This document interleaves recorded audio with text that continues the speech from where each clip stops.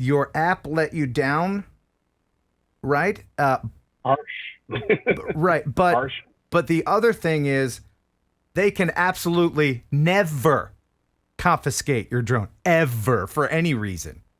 For any reason. Did you know that? Don't shake your head, Ryan. Don't you? We'll come to blows on this one. I'll fight you. There's no way they can I'll ever, help you with that later. ever take your drone from you, unless it's an army base. Then they can shoot it down and they can keep the pieces. Your thoughts, Ryan, on the whole situation and the app letting him down. Well, so first and foremost, Chris, you handled that with dignity, right? That you were calm. Yes. You were communicative. I think that's a big thing, right? Whenever an officer is coming up and confronting a drone operator, there's a chance that drone operator is like, oh, I can fly here. I'm going to fly here. Da, da, da.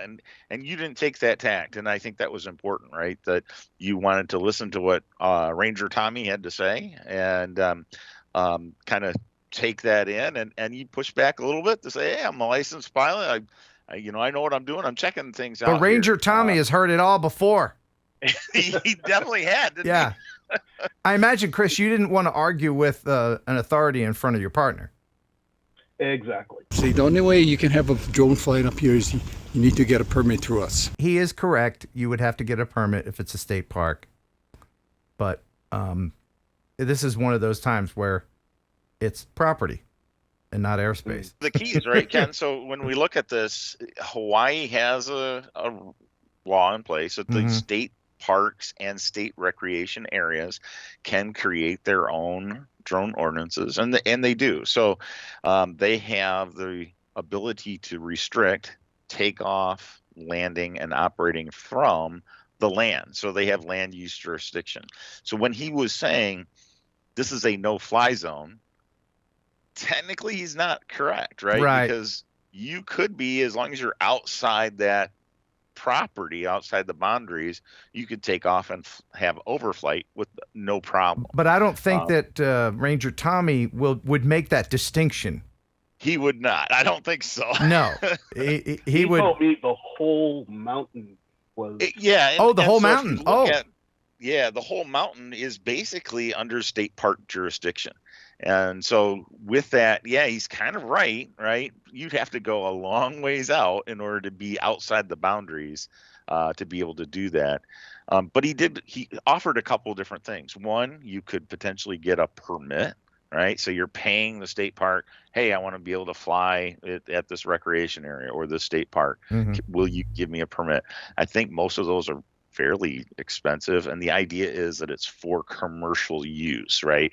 So you're willing to pay, let's say $100-$150 because you're going to sell that video and recoup that permit fee. Well, what about hobbyists? What was your intention to use that video, Chris? I mean, you were going to sell it to a worldwide conglomeration, obviously. Not at all. I was just going to, edit together some vacations shots. That's right. Yeah. Yep. Yeah. Yeah, and I think that's the one challenge that we have with most states that ban drone use at state parks is that they don't understand it's a park. Parks are for recreation. People go there on vacation. People go there to have a picnic. Why not pull out your drone and take some vacation shots, take some time to have some fun and recreate? And yet that's being pushed towards, oh, you need a permit and you're going to pay for it. Right. Now, inevitably, whenever I post a video on my channel that has anything to do with a confrontation with authority, there are these yahoos out there who will look at your interaction and say, bootlicker, you're bowing down to the man and all this stuff. And just slow your roll. All these armchair people who are yelling in the comments about this or that, they're not in this situation. The police or the ranger or whatever, they're not the court. You argue this in court later on. You don't want to prove a point out there. The point being that you can get in handcuffs pretty quickly. Because if you caused a fuss, that's what would happen. If you're out there, well, no, you're wrong and this and that. Always be kind. Listen, even if they're a knucklehead, even if you know they're wrong, just say, yeah, all right. part of that too, right? Is Chris, you went out there for vacation, right? So it's like there's no real time to have a second chance, right? You can't just go, well, I'll talk to you through your supervisor tomorrow. No, you aren't going to be there tomorrow. So that becomes a challenge. And I think you were doing the right thing. You, ahead of the trip, had looked up some sites, trying to understand, can I fly here? You went to the applications and said, show me the areas where flights are restricted. So you're doing all the right things. You did the right things, unlike a lot of people that will just buy a drone, take it on vacation, and not even worry about any, don't even know you have to do any of these things. That's why I think Ranger Tommy was a little butthurt, because there's a lot of people out there that just don't know and just brought their drones out there. At least you knew best to do the research and find out. And I know it's a bit disappointing. Did you get a chance to fly your drone anywhere else on the island? I did. I'd flown it previously, but after that interaction, I kind of grounded myself because right. I did have, there were words on the way away from that location. Yeah, I don't know what percentage of Hawaii is national park or state park. I can tell you a great resource if you want to find out for sure is skyvector.com. I have that here. Now, I'm not familiar with Hawaii. Which island were you on? The big one. The big one on the lower right-hand corner. Down here. Okay. What part of the island were you on? It was toward the middle. Toward the middle? The tallest elevation. Oh, so you were in here? Mm-hmm. Oh, wow. Okay. Yeah, there's all kinds of wacky park stuff in here. And I hate sectional charts. I hate them with a passion. That's sectional charts are my kryptonite. But skyvector.com is a great resource. And I think this would show you exactly where you were and what. Yeah, I think the challenge there, even with SkyVector, is that you're still looking at the sectional chart. So you're looking at what the airspace is. The airspace yeah, is. it may show you the park boundaries. It potentially could do that, but it's not going to tell you that park rule. What is and apparently neither will Before You Fly. And by the way, that's the worst app ever. The worst app ever. There should be an app. I don't know of one that will tell you not only airspace but ground space. These state parks and there should be. Like Waze is a traffic app where people actively tell you, hey, there's a cop over there. There should be something like that for drone operators where they would like, yeah, I had a Karen over here, and then it marks it on the map for you. This is a hot Karen area. You know what I mean? Mm-hmm. But at least there should be an app that would combine airspace and land permissions, right? Well, Before You Fly is no longer a thing. It's now called AirAware, and it's got. Until yesterday, they brought it back. What? Yes. Did they? They did. Oh. It's now available on desktop even. Okay. Well, Before You Fly is from the FAA. They actually a couple years ago budgeted. Should be the right one, right? Yeah, it should be the end all be all, right? But it's not. Yeah. It was written by Kitty Hawk, which became AirAware. So it's the same company that put together Before You Fly, which is now what Pilot Institute has gone in with that too. So yeah, if there was any question if we're still living in the Wild West of drones, it's all these apps that keep changing their name and everything. The government allotted the FAA $5 million to update Before You Fly, and it shows. That's sarcasm. Go for it. Yeah, we're done. Yeah. So, but it didn't ruin your vacation, did it? Of course not. No. So I got to give a nugget of knowledge, right? Please. There is a nice resource to help you find those land use restrictions. What is it? Sarah Nilsson of Embry-Riddle University. Embry-Riddle is a premier university regarding aerospace, right? So if you want to fly an airplane, you probably want to go to Embry-Riddle because that's the cream of the crop college for it. She is a professor there and has created an ebook called Drones Across the World. And it looks at the laws and policies everywhere. So if you have a flight that you want to take in Italy, you're going to be able to look that up. You want to go to California, you're going to be able to look that up. So if you're going to travel to another country, this will help you out with their laws and what you have to do to fly there legally? Every state, every country. Yeah. That's awesome. I'll put a link in the She's done a fantastic job of kind of collecting and putting a collaborative effort to capturing all those different land use restrictions as well as flight restrictions. So it's a great thing to kind of have at hand where you can, prior to your vacation, take a peek, see what you got, and understand that these things change on a daily basis, right? So even if you're looking at this book and you go, oh, I got it together, you still probably want to do a quick check because maybe this was last updated last month. And maybe there's been a new ordinance since then. Things change fast. Things change fast. And you want to keep all the latest knowledge, which is why this is a great time to talk about RemotePilot101.com. RemotePilot101.com. The place to go to get your Part 107 and fly legally. Because, the government, they'll get you. They'll find out. Oh, no, I'm just taking this flight for my cousin. I'm just going to give it. Yeah, but your cousin may be using that in the furtherance of a business. The FAA's got all these lawyers that you don't have. So fly with the knowledge that you get after you get your Part 107. You get the certificate. You get that little card that you put in your wallet. It's got a hologram on it. You look official, man. And you know how to then read a sectional chart. So go to remotepilot101.com. Jason Shepard, he always updates his curriculum videos all the time new. Anything changes, it's right there for you to learn. Once again, use Heron 18. Link in the description.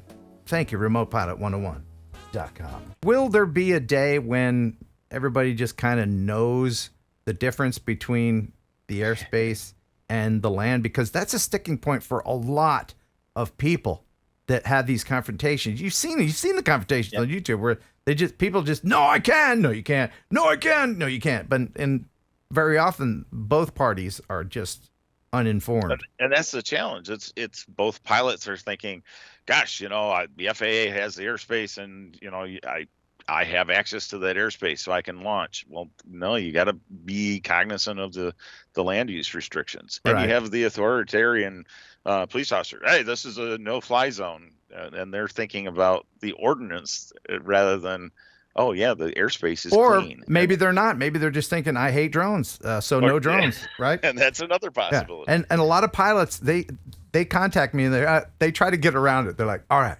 what if I take off from the roof of my car and I'm not on their land?